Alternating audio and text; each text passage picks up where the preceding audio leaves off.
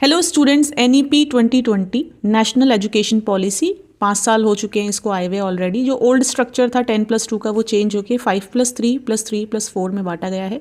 बात वही है, लेकिन इसमें क्या नया करा है, इसमें अब रोट मेमोराइजेशन पे फोकस नहीं होगा, लर्निंग बाय डूइंग है।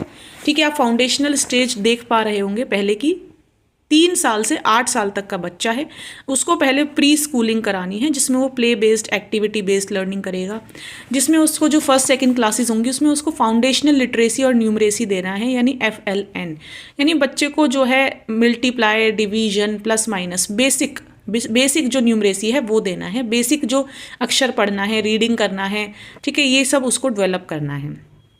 फिर इसकी प्रेपरेटरी स्टेज आती है, यानी जब बच्चा 8 से 11 वर्ष का है और तीसरी क्लास से 5वीं क्लास तक है, तो हम उसको लर्निंग बाय डूइंग अगेन, ठीक है, लर्निंग बाय डूइंग सिखा रहे हैं। स्ट्रक्चरल लर्निंग है, इंटरैक्टिव क्लासरूम्स हों, बच्चा ग्रुप्स में सीखे, एक दूसरे से सीखे, ठीक है, न्यूमरेसी डेवलपमेंट, ठीक है, कंट्रोल्ड लैंग्वेज, और इंटरडिसिप्लिनरी होना चाहिए, मल्टी डिसिप्लिनरी होना चाहिए। जैसे हम फिजिक्स पढ़ रहे हैं तो थोड़ा मैथ्स भी पढ़ लिया, ठीक है, मैथ्स पढ़ रहे हैं तो इंग्लिश से भी वो कनेक्टेड हो गया, इस तरीके से। यानी एक दूसरे से जो सब्जेक्ट्स हैं वो जुड़े हुए होने चाहिए, इंटरकनेक्टेड होने चाहिए, ठीक है। मिडल स्टेज, जिसको हम प्रिपरेटरी स्टेज 2 भी कह सकते हैं, जब बच्चा 6ठी से 8वीं क्लास तक है, तो कोई स्किल डेवलपमेंट कोर्स हमें उसे कराना है, चाहे वो सिलाई हो, कढ़ाई हो, बुनाई हो, कुछ भी, चाहे पेंटिंग हो, कुछ भी। बच्चे के अंदर एक ऐसी स्किल होनी चाहिए जिससे वो आगे जाके अपना जीवन यापन कर सके, यानी किसी चीज़ को उसमें से कोई ऑक्यूपेशन बना सके, ऐसा ना हो कि वो जॉब के लिए मारा मारा फिरे।